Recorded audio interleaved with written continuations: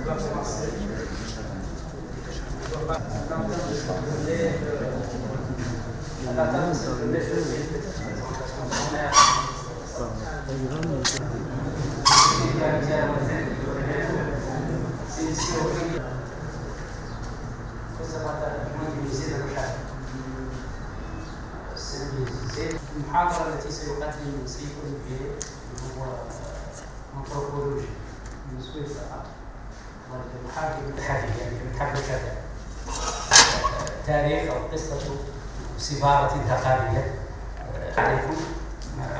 سأدخل بالسياق بكلام.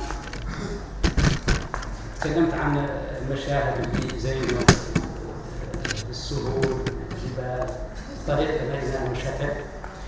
قلت زمان وإذا كان الزمان هنا تحدى الزمان رواه مدى المجال، لعل القوم يوما قد أناخوا ارتجاعا ها هنا بعد ارتحال. وهذه تحول لنا آلفة حياة المتاحف فاستقرت لا تبالي، وذي أشياؤنا تضفي جمالا على القصر الجديد نوشاتل بلا انتحار، وبوتليميت في الجدران تحكي معاني المجد من أرض الرجال، وذي ولا تنثر من كنوز الصحارى والنفائس كل غالي.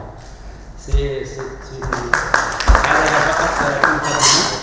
J'ai omis de saluer la présence de la secrétaire générale du ministère de la Culture qui a bien voulu parrainer cet événement. إذا نسيت أن يبيعي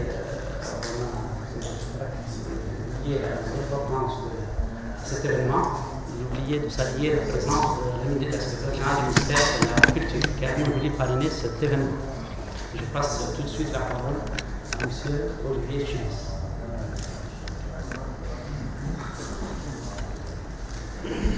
Madame la secrétaire générale du ministère de la Culture, Mesdames et Messieurs les ambassadeurs et représentants des missions diplomatiques, Monsieur le Président du Centre d'études et de recherche d'études Wallaciennes, j'aimerais vous remercier tout d'abord de votre présence nombreuse ici aujourd'hui. C'est un jour et un événement assez particulier pour moi en tant qu'anthropologue, à la fois en tant qu'anthropologue et en tant que conservateur adjoint du musée d'ethnographie de Neuchâtel, puisque la discipline que je pratique au quotidien, l'anthropologie, et tout mon travail au musée d'ethnographie de Neuchâtel consiste à parler de faits sociaux et de personnes qui bien souvent ne savent pas véritablement ce que l'on dit d'eux, ce que l'on possède d'eux comme culture matérielle. Et c'est donc un moment pour moi tout à fait unique que de pouvoir venir vous présenter le patrimoine mauritanien et le patrimoine de Walata que nous possédons à Neuchâtel et la manière dont nous essayons au quotidien de le valoriser. Je remercie donc M. Resny Lefrir pour l'invitation ici à Nouakchott, pour l'organisation de la conférence, pour l'organisation de la petite exposition que nous aurons l'honneur d'inaugurer tout à l'heure. Je remercie également le Musée national et son directeur, M. Kahn, de nous accueillir ici pour cette journée. Et je vais donc immédiatement entamer cette présentation.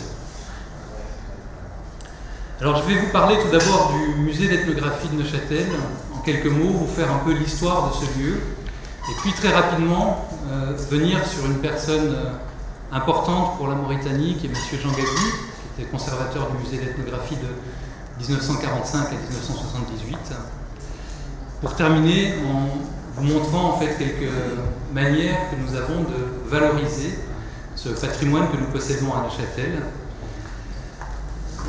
De quelle manière nous transformons en quelque sorte ce patrimoine en petite ambassade culturelle de la Mauritanie en Europe.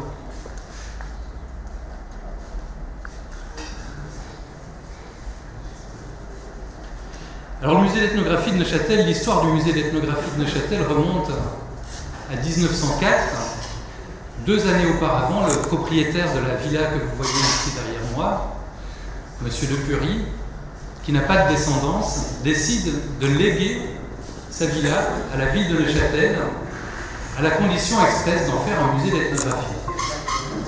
M. Depury est un monsieur qui a fait fortune dans le commerce, et notamment dans le commerce international, et il estime important que des relations de commerce soient doublées de relations de connaissance, et il décide donc de vouer sa villa à l'organisation d'un musée ethnographique. Le premier conservateur du musée d'ethnographie est un certain monsieur Knapp, qui va diriger le musée d'ethnographie à partir de 1903 jusqu'en 1920.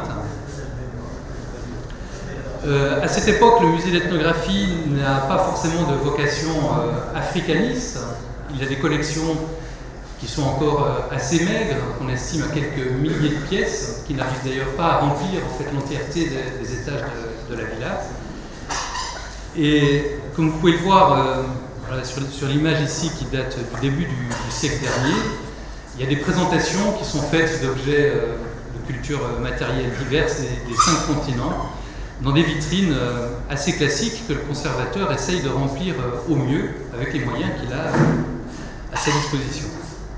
Je ne vais pas brosser le portrait complet de l'histoire du musée d'ethnographie de Neuchâtel, ce n'est pas le propos aujourd'hui. Juste vous présenter en fait l'état du musée d'ethnographie aujourd'hui à Neuchâtel. Vous reconnaissez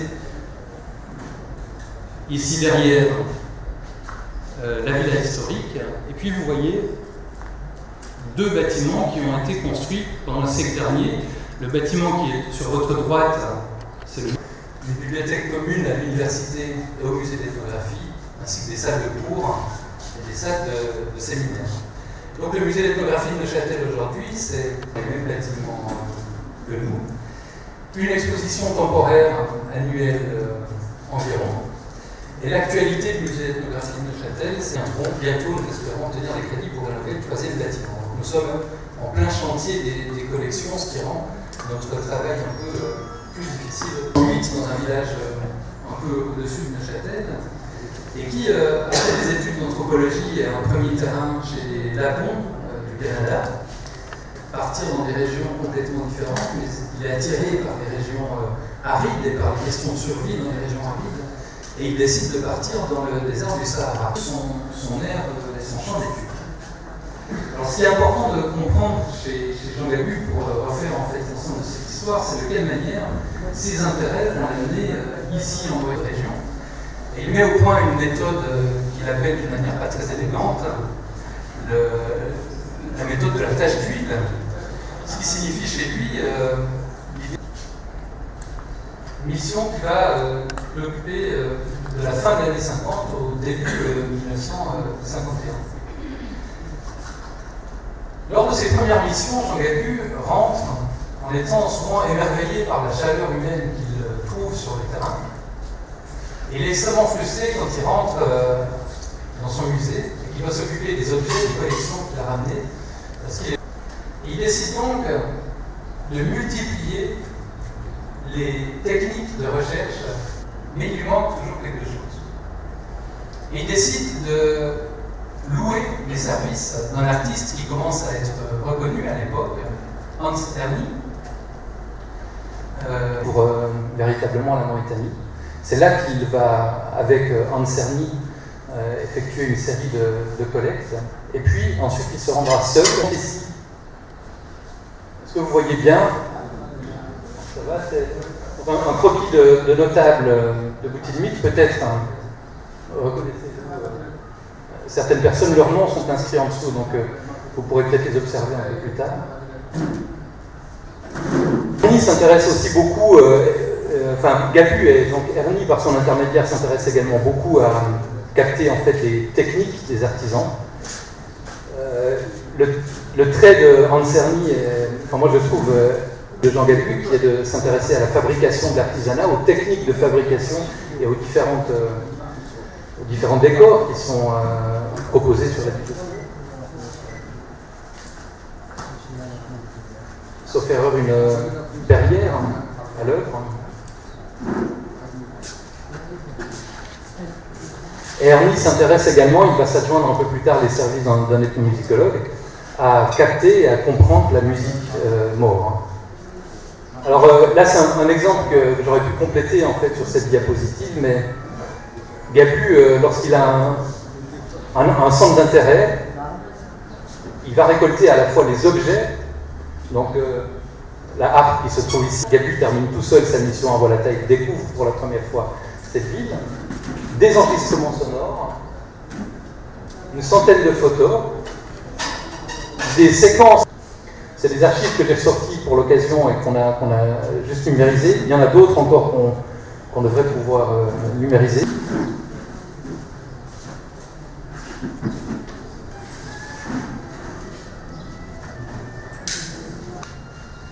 La mission suivante va se dérouler en 1959-1960. Alors évidemment, c'est une période historique particulière, l'indépendance. Avant de venir en Mauritanie, il s'adjoint les services d'un éminent, jeune encore à l'époque, traducteur qui n'est autre que Mortaroud Hamidoun, que vous avez reconnu sur la photo ici. Et c'est donc en sa compagnie qu'il va aller visiter et faire l'inventaire de certaines bibliothèques mauritaniennes. En rentrant du terrain, il est assez sévère sur les conditions de l'enseignement coranique à Walata. Dans la petite exposition qu'on va inaugurer tout à l'heure, je cite une partie de son compte-rendu de terrain. Je ne l'ai pas ici sous les yeux, mais deuxième mission en Mauritanie, une centaine d'objets récoltés, 105 pour être très précis, en Mauritanie, l'immense majorité de Walata, donc une centaine d'objets de Walata. Des centaines de photos, c'est une mission qui est très riche en documents photos à Nouakchott, pour favoriser justement la création de musées nationaux. Les biens culturels qui sont préservés au musée. Bref, c'était une espèce de vision globale assez intéressante que proposait à l'époque Jean les 3 étages, deux étages principaux.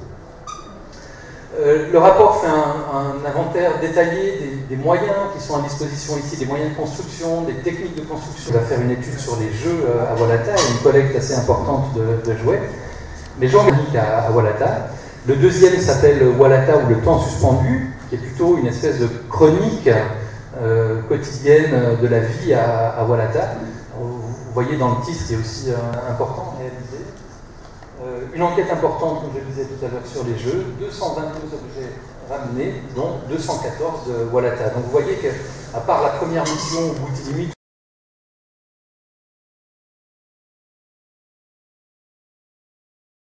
revenir en fait à Walata pour mener une expertise sur la possibilité d'un musée, d'un conservatoire des manuscrits, les conditions pour lesquelles il faudrait réunir pour que ça fonctionne, etc.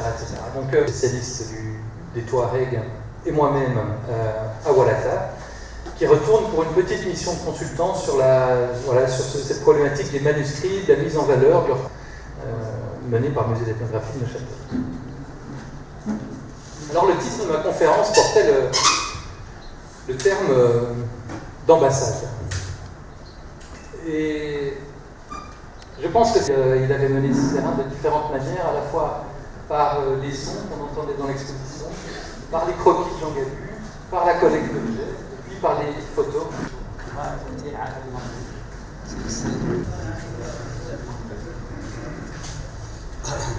السلام عليكم ورحمة الله.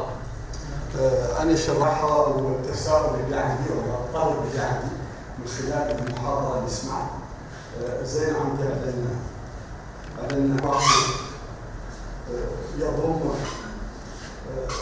أجزاء واسعة من ما يعرف المشهد هو المتحف طريق.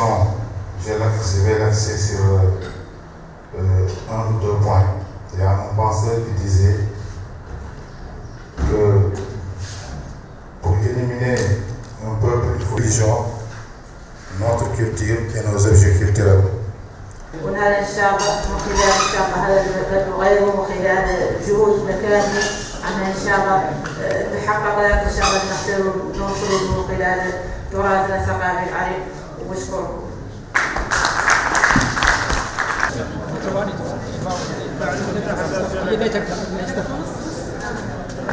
Tannanos vattnet på Depilon. Si Olivier, il va couper, nous on va. D'accord.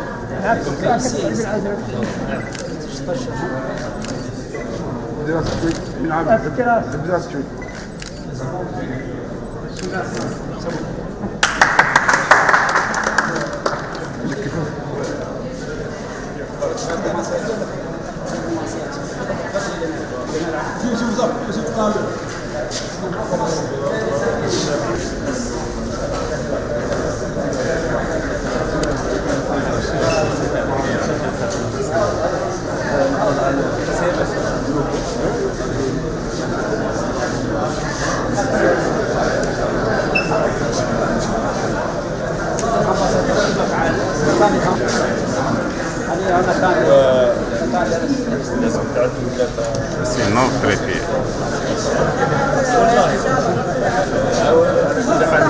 نستاذ حسني لها ديناميك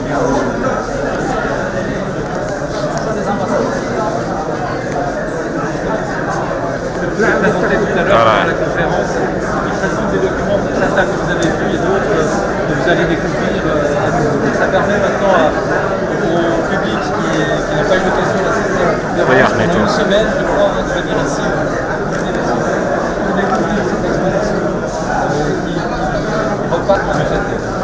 Là vous avez simplement le panneau de couche, ensuite vous commencez le poème que vous avez lu ici tout à l'heure.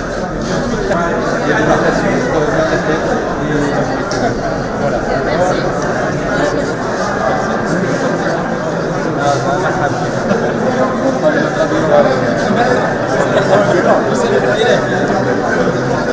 C'est la visite. Ça, c'est une symétrie. Il y a un atta, il y a le château.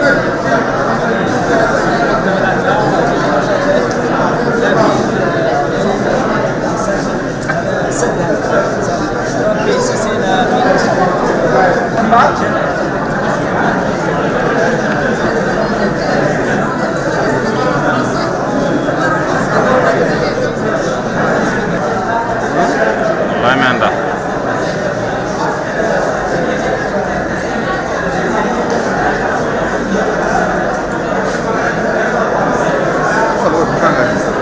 Elon?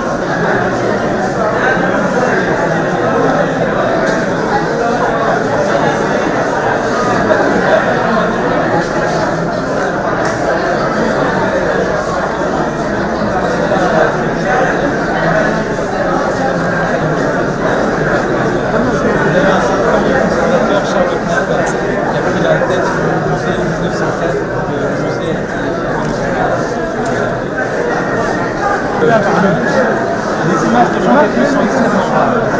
Moi, je ne l'ai pas connu personnellement. Ce qu'on peut voir c'est quelqu'un qui n'aimait pas se mettre en scène. Il a fait énormément, mais il met en scène les autres parce qu'il est personne on l'a connu. On n'a jamais vu.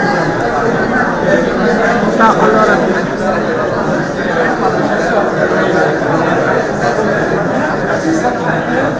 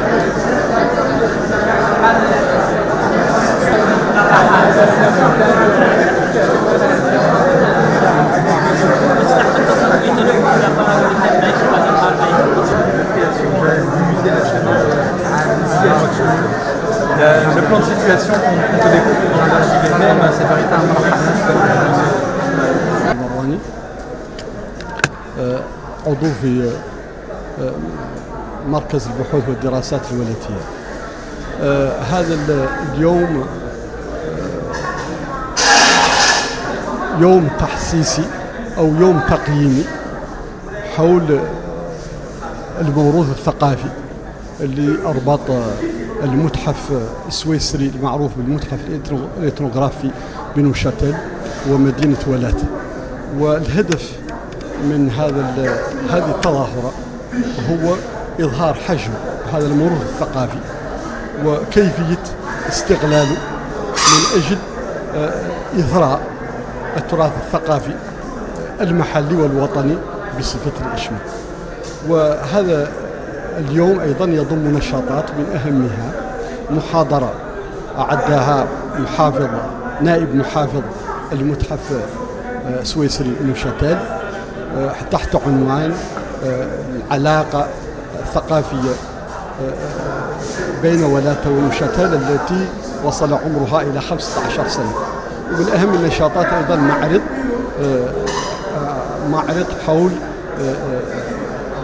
مختلف أوجه التعاون والتراث الثقافي الذي اشترك فيه الولاتيون والمتحف. وهناك أيضا أفلام سبق وأن سجلها أو سبق وأن أنشأها أحد الإثنوغرافيين الكبار في نوشاتيل وكان مديرا لمتحف نوشاتيل طيلة 30 سنة السيد جان غابو، ويضم 3 أفلام حول مدينة ولات. واحد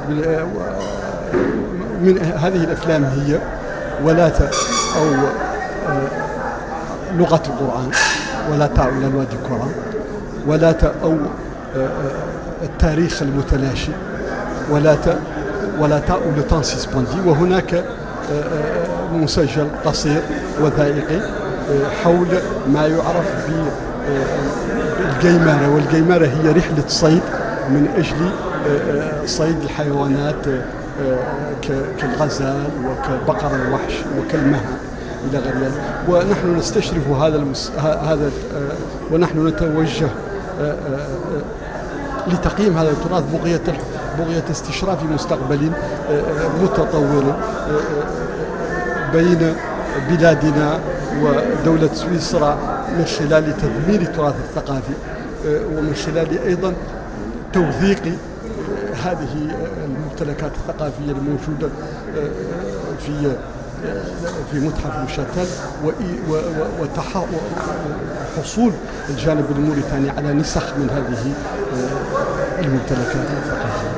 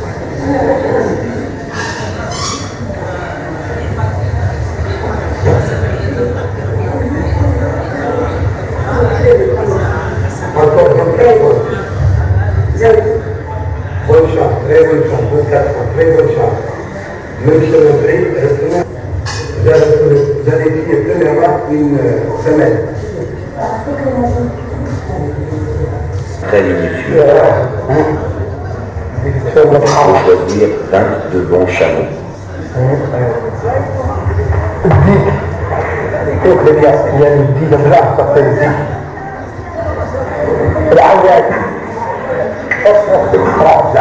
كان كانت أكاديمية الموزي